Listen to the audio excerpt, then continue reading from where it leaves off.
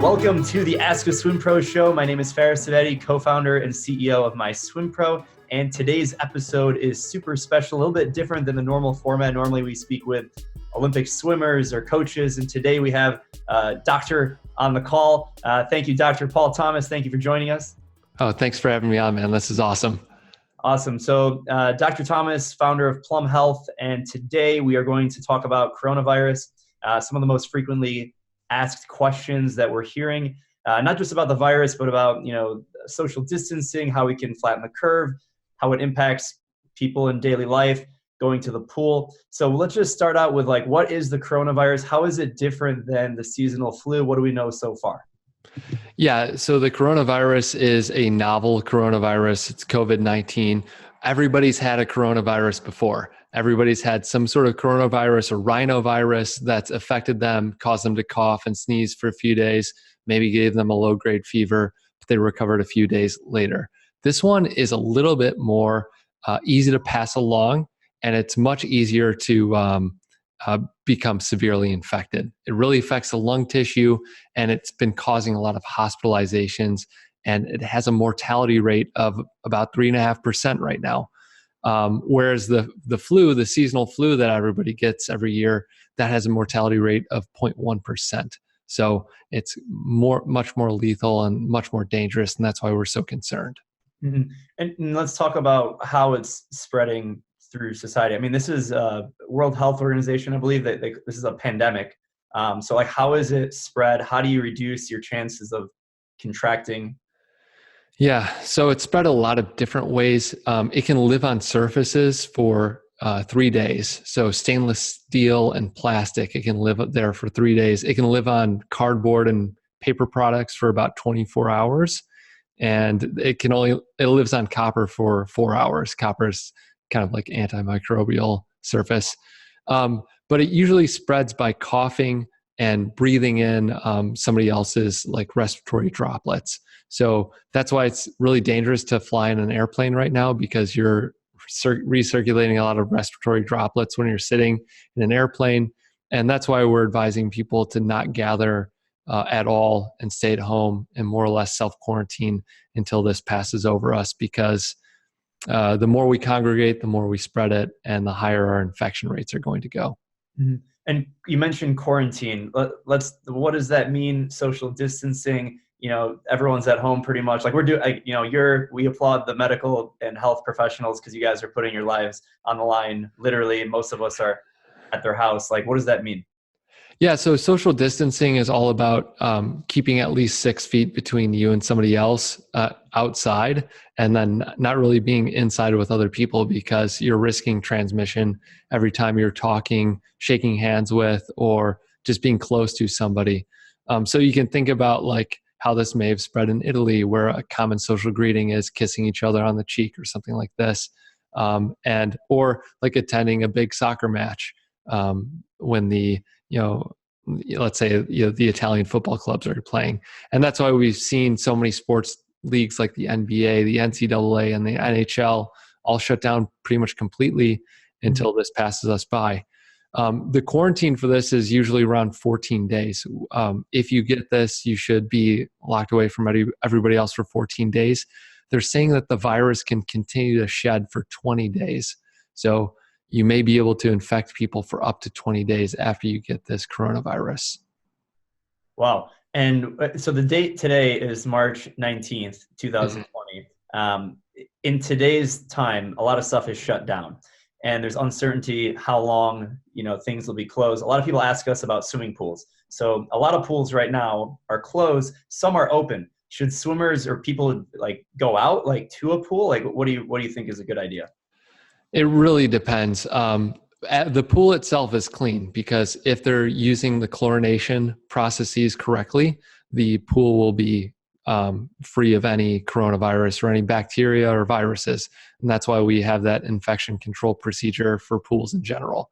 Just like your water is fine if it's treated correctly, it's safe to drink the water. The issue is getting from your car or your house to the pool. So if you have to take public transit, you're putting yourself at risk. If you have to touch a gas pump handle on the way in, or if there's somebody who's working at the pool who's sick and coughing, or if you have to change and use a locker at the pool. These are all things that are going to increase your infection risk when you're trying to work out in the pool, unfortunately. Yeah. Something we skipped over, I want to go back to, is the flattening the curve. So that's been Sure. more recently talked about in the media. What does that mean? And I've seen some cool graphics, maybe overview. Yeah, so flattening the curve is all about reducing the number of infections in the short term. Let's just assume that perhaps 50% of Americans are going to get this virus.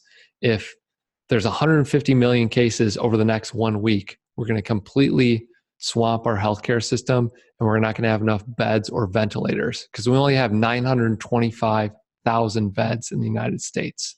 So, if 10 million people get sick this week, we're going to have too many patients for the capacity.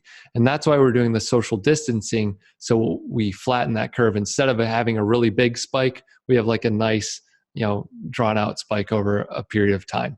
And so that's the idea. If you keep yourself socially distant from other people, we'll have a nice slow curve. The hospital systems will have enough capacity for the patients who eventually get sick. Mm-hmm. One of the biggest challenges for like people in our community, swimmers, like they're so used to this routine of going to the pool every single day. And now whether or not they think it's a good idea, they can't, like it's closed. So now they're at home. Like, are you safe in your house? Like, is it good? You just wash your hands, just no swimming? Yeah, I mean, you're safe at home as long as you're, being careful about washing your hands before you touch your face. I always advise people, before you prepare food, before and after you use the restroom, before you touch your T-zone, which is like your eyes, nose, mouth, always wash your hands so that you can prevent, giving yourself this infection. Mm-hmm. And so people now members of our community are stuck at home. Like, what do you recommend they do? Because like there's a mental aspect of like being stuck in your house, and then a lot of people get the mental benefit of swimming. Sure. So like, what do you do now? Yeah, I mean, maybe this is a time to cross train. You can always go outside and go for a walk or a run, work on your cardiovascular system that way. You can, if you have a swimming injury, maybe this is a perfect time to rest up and do some stretching and strengthening exercises, like some at home physical therapy to repair some of those injuries. Or just, you can still go outside. There's still an opportunity to go exercise outside and work out your body that way. Mm-hmm. I know it's a tough interruption, but I think it's a sacrifice that we all must make for the greater good of our public health. Mm-hmm. And so let's say, in Michigan, where you and I are, the weather is going to start warming up. If this continues to that point, some people will consider open water swimming. Do you see any potential problems with if we're still under lockdown and maybe you're in a climate that the weather is nice and you can go swimming outside? Is there a risk there separate from a pool? I don't think so. I mean, I haven't really looked into that. That's a great question, but as long as you're away from other people, I think open water swimming is going to be fine. As long as it's not like a clear water beach or issue like in Florida. I've been seeing those videos in Florida. It's absolutely insane how many people are out on the beach and spring break partying. That's not good social distancing. But if you have an area where there aren't other people around, if you're maintaining good social distancing, I think open water swimming is probably going to be just fine.